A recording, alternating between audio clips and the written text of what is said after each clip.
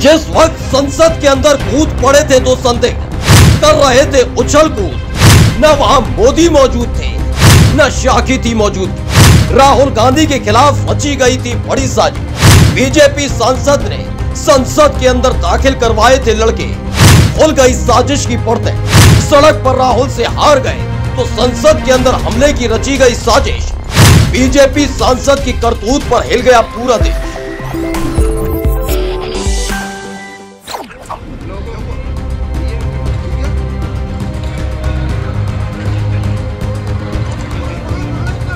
ये गली मोहल्ले में चल रही पंचायत नहीं है जहां ऊदमी बालक कुर्सी और टेबल पर छलांग लगा रहा है। ये साहिब के मुताबिक सबसे सुरक्षित, सबसे अत्याधुनिक संसद की नई इमारत है, जिसके निर्माण पर साहिब ऐसे मुस्कुराए थे जैसे इसकी एक एक ईंट उन्होंने ही रखी है। लेकिन साहिब के नाम पर दर्ज इस इमारत का निर्माण बिल्कुल साहिब के वादों जैसा ही निकला।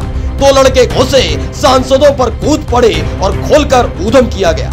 जैसे ही सच सामने आया वैसे ही कमल छापों के होश उड़ गए कि जिन लोगों ने संसद की सुरक्षा में सेंध लगाई वो खुद कमल छाप सांसद के नाम पर संसद के अंदर आए थे।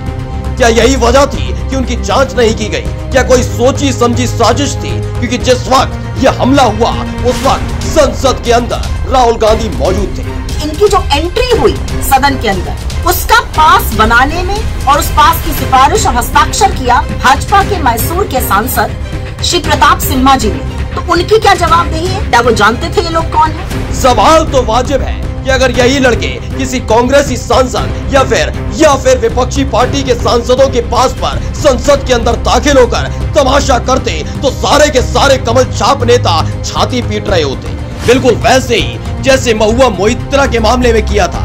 एक उद्योगपति को लोकसभा का लॉगिन पासवर्ड देना सदन की सुरक्षा से खिलवाड़ दिख रहा था, लेकिन अब उन्हीं लोगों को अपने सांसद की करतूत नजर नहीं आ रही कि कैसे बीजेपी सांसद प्रताप सिम्हा के नाम पर ये घुसते हैं। लेकिन देखो फर्जी राष्ट्रवादियों की करतूत कि संसद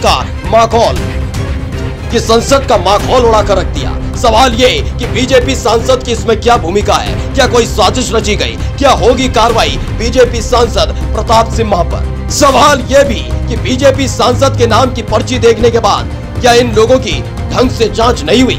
स्पेशल डेस्क द कंटाप।